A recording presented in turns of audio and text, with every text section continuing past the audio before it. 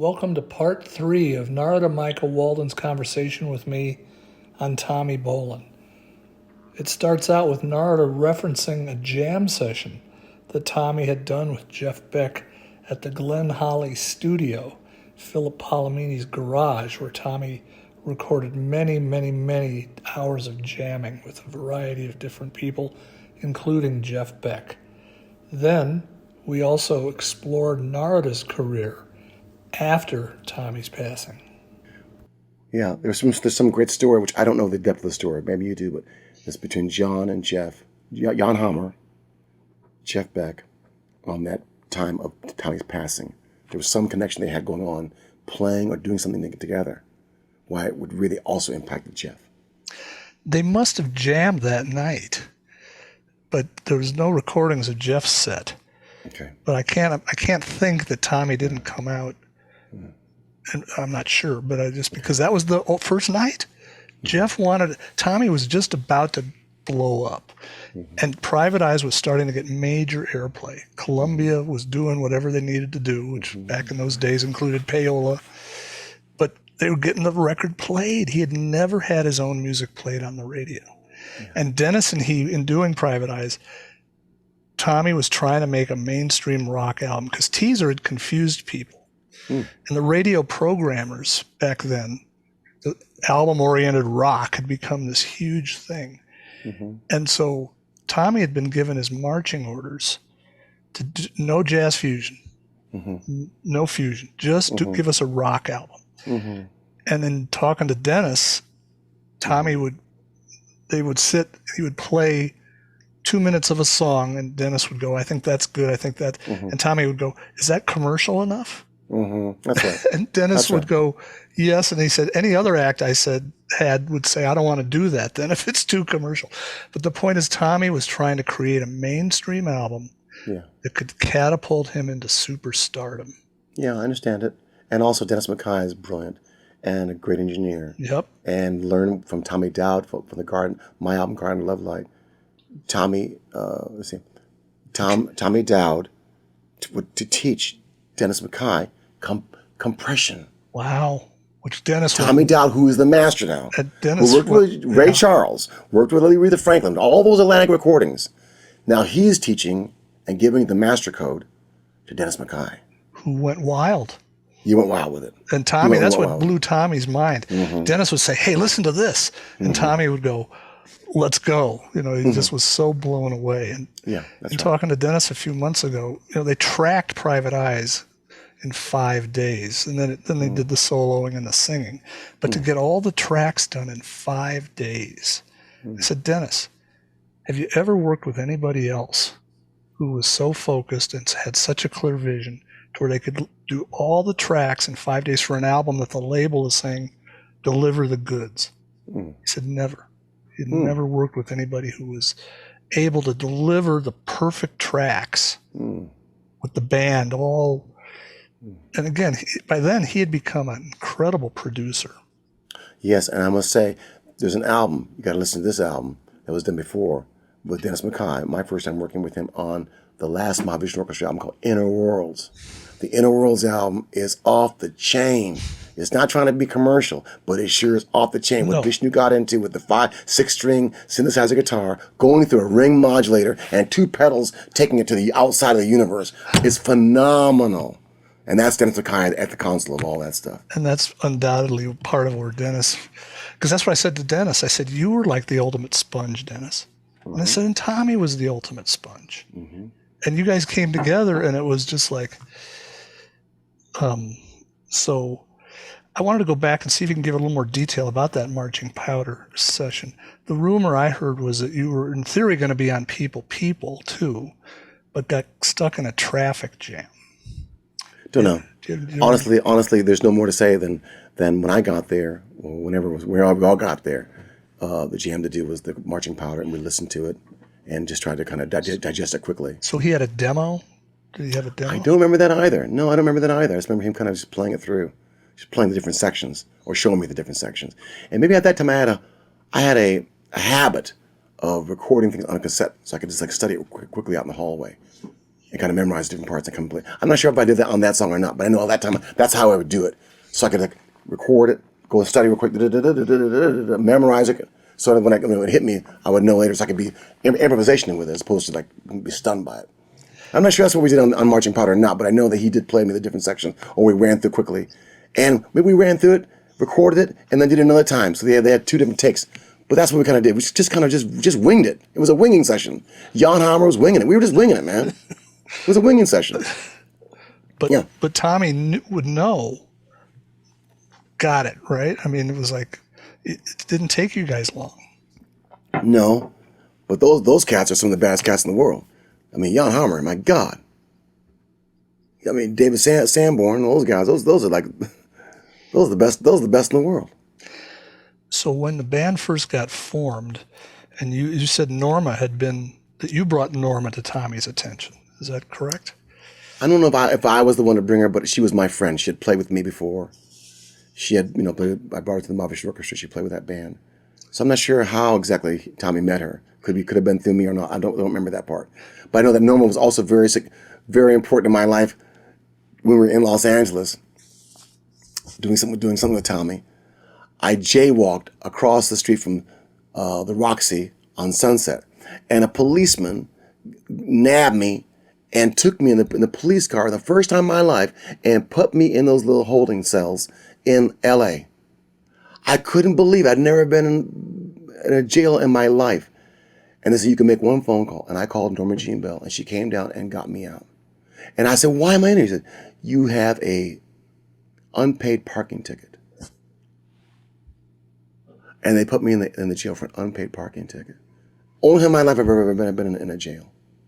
But it took Norma Jean to get me out. So I always have love for Norma Jean.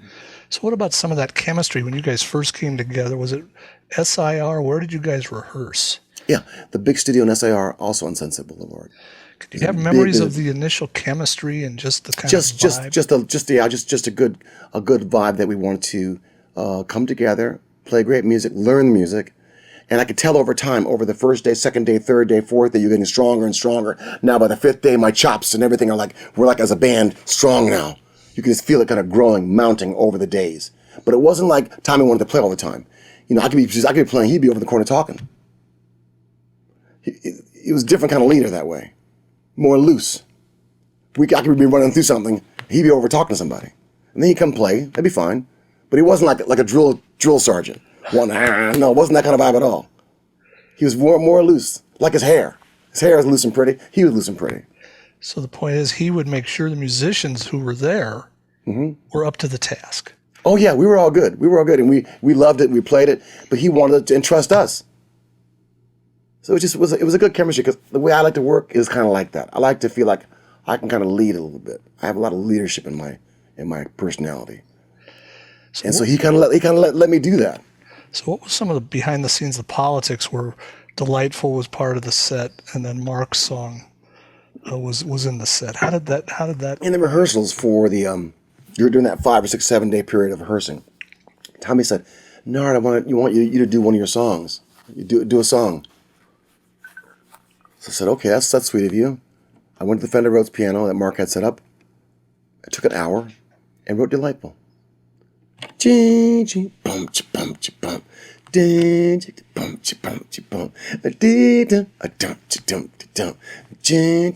Tommy.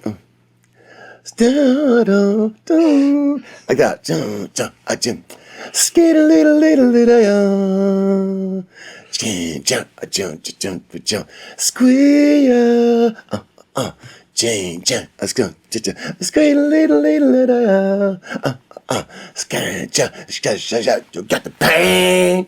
Your love is a delightful. Because I knew live it'd be funky enough and cool enough for Tommy Bolin. So I wrote that for his band. And then came time for my album to record it. And I wanted him to come play on it, on my album, Garden Love Light. And he wasn't able to come record on it. So then at that time, the hot gun who was killing it was my man, Raymond Gomez. I said, "Ray, Tommy can't make it, but you got to play it." And he did. So that's the story. So you actually literally wrote it at SIR. Yeah. As part of the Tommy rehearsals. Yeah. That's right. That's great. I love that. Okay. And then the solo he did on those live versions was just the smoke would be coming out of the speaker cabinet. Yeah, yeah. Just amazing. For me, I love when a guitar player, like Tommy, Jeff Beck, whatever, when they play over the sweet changes, the raw blues. There's a magic of this sweet thing going on as a bed against this raw, nasty blues sound that comes out. The opposition of that, to me, really turns me on. Like when you hear Jeff Beck play over Stevie's song, Because We Ended as Lovers. It's so pretty, but he's playing, it's like, so when I had Tommy would do that on the Delightful Changes, life was all sweet, yeah. But he played, just, it'd be like, damn. It'd bring the hair on you up. I get it right now, all just thinking about it. The feeling. Yeah, that's what I'm saying. Because I think I told you when Tommy was 12, 13, he was jamming in a black jazz club in Sioux City, just playing blues. And so that's what he learned first in terms of playing out before he did anything else. So did you and Jeff ever have any conversations around Tommy? Yes, he told me a little bit about the last days and how much he really admired Tommy. And I could tell from Jeff the tone of his voice, because Jeff doesn't talk that way too much, about Tommy or whatever. He'd be very, very like reverential is the right word. I could tell that Tommy was a deep love in his heart, and he said he never really got over Tommy's passing. Never really got over it. You remember how you heard? I kind of think I blocked it out now a bit, because I don't remember exactly how I heard it, but I know I heard it, and I was saddened by it, obviously. So all I can tell you is I was shocked, because although I knew he had an issue with it, I didn't know it would come that quickly. You see what I'm saying to you? I was shocked in that I didn't know it would be that fast in our lives. So a huge part of any musician's career, especially once you get up onto a certain level, is management. Is who's helping pave the path. Who's your partner?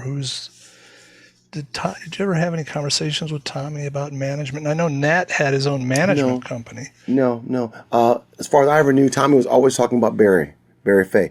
Fay had become a part of his heart. He liked Barry Fay. He liked him. He was waiting to play the Ebbets Field. He was looking forward to going back to his home, Denver and all that area. For some reason, that was a big deal in his mind, his heart. I remember really wanting to do well. And because of that, we actually played this other gig. You should know the place. It's some small little place down off the street where that's where he definitely wanted to play. And we did. And I forgot what it's called, but we just rocked the hell in that place. Boy, I'd have to ask Johnny if he knows, because all I knew was the Ebbets Field show, which only held 250 people. Yeah, no, there's another place.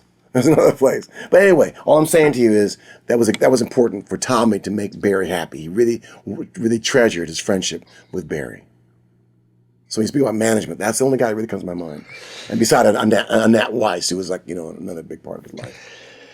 So one of our themes, not that I want to go too in depth into it, is just the history of kind of mafia or organized crime, or just kind of people being in the music business who were maybe from that angle, from that they were more ruthless in how, and the record business obviously was famous for all of that. Is that anything you've ever had any awareness of from back in those days? About No, I'm very, very blessed. God has really protected me. I was shepherded into it by the great Mahavishnu, and I was shepherded into the Mahavishnu Orchestra, which was beautiful. And I worked with Jeff Beck on Wired. I did Black Mark with Weather Report. I've done records at the ask of Ahmet Erdogan for Danny Tone and Roy Buchanan. I've made my own Garden of Love Light with Tommy Dowd. I made I Cry Smile with Jimmy Douglas. I've made Awakening out in L.A. And then disco came on the scene, and they said, you got to have a disco hit, or we're going to drop you. That was really powerful. I could not stand being dropped. I just got married in '78. So I went to New York and walked the streets and heard Rick James, You and I. And it was smacking the clubs hard. Disco at that time was huge. Fusion had gone on the wane. What we loved about Fusion was on the wane. And this dance thing in the four on the floor was it. So I said, I can do that. Because I come from Detroit or Kalamazoo, Michigan. I come from, my dad's from Chicago. I can put the 4 on the floor and beat it and sing my heart out and get me a hit because I have to have a hit or they're going to drop me. And I do not want to be dropped. And I came up with a song called, I went to that little hotel room, the Hilton there on that whatever street it's called. I had my little clavinet in my room. I wrote, I Don't Want to Else Dance With You. And 4 of the songs that go on the side A. And God bless me, I got on the power station with Bobby Claremont, who's brilliant. Bobby. And Claremont cut me up and got my voice to sound nice and sang me up. And got in there with Hiram Bullock on guitar and Cliff Card on keyboards and some guy named Norbert Slowly on bass, and we cut some disco hits, bro. I'd be boom, dum dum dum dum dum dum dum dum dum dum dum dum. Got the Brecker Brothers, Randy Brecker, Michael Brecker, and David Sanborn. Woo! So I brought some music into in disco, but it saved my life. So, in answering your question, no, God just gave me opportunities, and because I'm open, I could take advantage of the opportunities. Because I wanted to have success. And then I did my another album after I moved out to California, San Francisco, called The Dance of Life with Corrado and Frank Martin and T.M. Stevens. And then we had I Should Have Loved You. More dance hits to make sure that I could go out and tour. And then I would open up for Patti LaBelle and open up for Shaka Khan, Brothers Johnson. We're now playing the funk. And I realized there's a whole audience out there that wants live musicianship, but you got to bring the fire of the funk to them. Like, everybody say yeah! Say hell yeah! It'd be like that kind of audience. So I had to really realize, man, there's different audiences in the world.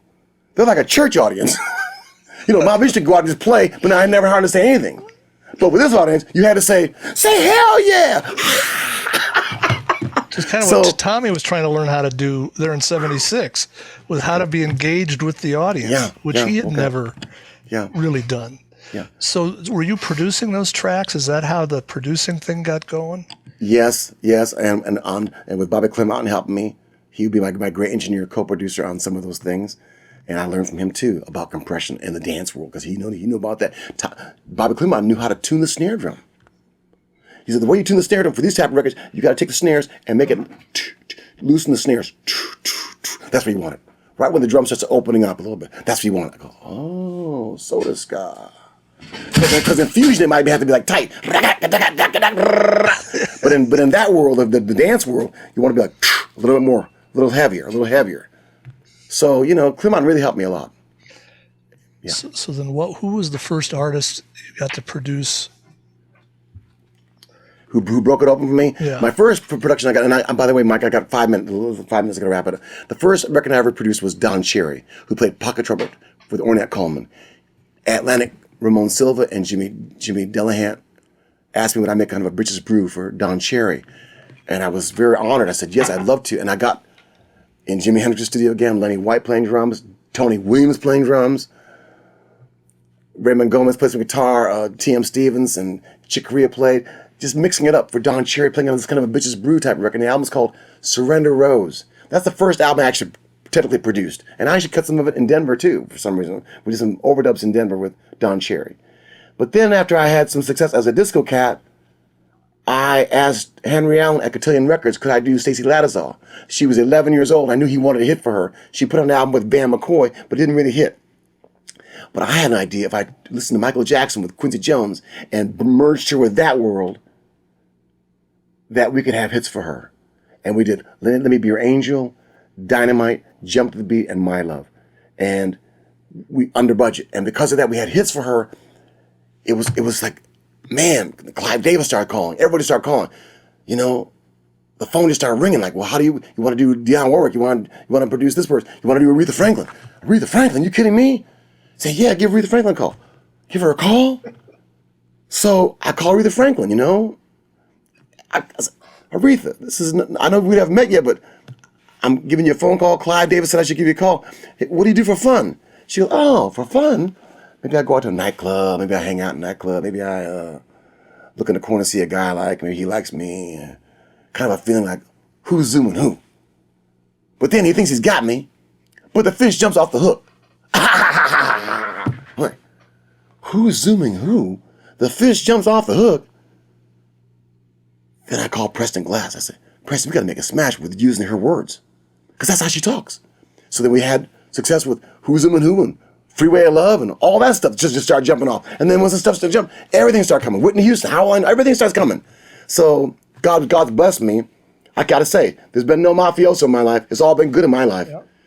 Opportunity after opportunity after opportunity, but I've asked for it. I didn't want to fail, and I didn't want to be dropped. I wanted to be successful. And you knew how to listen. You know what? That's what Mahavishnu taught me. He would scold me sometimes. He would say, "You have to listen," you know, and I learned that listening was not just listening with my ears. Listening was also listening with my eyes, because if his body would move a certain way, if he got his body rock on a certain way, get that little shake going on the body, it almost didn't matter what I would play. Just if you get that shake going, get that shake, and just keep that shake going. It almost wouldn't matter what I would play. He'd get that shake. He'd be like, the fire, the feeling would come on. Then after those shows, he'd be like, "You were great. You were great tonight." When you heard Who's Sumanu from Lisa, and you reflected that back, and then she knew you were dialed in. Her. Yes. And so, blessings to Narada for just your gift, and your giveaway here today. And Tommy's soul is still burning bright. Yes, and what I want to say in conclusion on that, Tommy's soul is burning bright, and he loves Narada, because I will speak up and tell the world how brilliant he was, what it was like to be on the stage with him. A lot of folks are fans, but you have no idea what it's like to be on the stage, hearing that kind of volume, hearing that kind of power right next to your head. So can you close your eyes for a second and just kind of speak that again a little bit? I'm telling you. Channel that for us? I'm channeling it for you right now. My eyes are open because I can talk straight up. I'm a big kid. Part of my charm is being a big kid. Tommy is a big kid. So you got to imagine big kids on 10 on amplifiers and cracking them drums so hard, cobbling them so you're knocking the paint off them. The sound would just be enormous. But Tommy was brilliant because he put the holes in the music. He wasn't just trying to play fast, for no breathing. No. He played,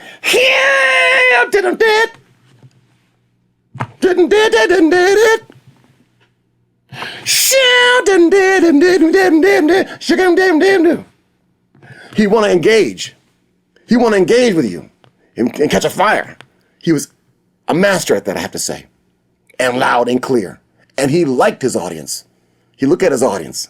He looked at the band. Feed off Norma Jean. Feed off who's around him. That's why he became a hotshot. I think he had a real gift of, like Elvis, of charisma and turning the people on. And we're still turned on to this day. I want to say God bless Tommy. God bless his brother Johnny and all of his family. We miss him terribly, but he lives with us in the music. And I'm very honored in my life. I can say I was able to play with him and, in fact, join his touring band. We have real memories together. And I have a brother named Ron who passed away with alcohol. And Tommy. I have two brothers who have done this, who are both staggeringly brilliant, who changed my life. So my heart's open for them, and I try to communicate in the inner worlds, in heaven, right now, channeling Tommy for you all. Say, God bless Tommy. Tommy wants us all to know he still loves us, he still feels us, and wants to just keep playing the music. Keep playing the music. Okay, love you so much. And much love and much thanks to the indomitable Narada Michael Walden for giving us time to explore his feelings and experiences with the ultimate, Tommy Bolin.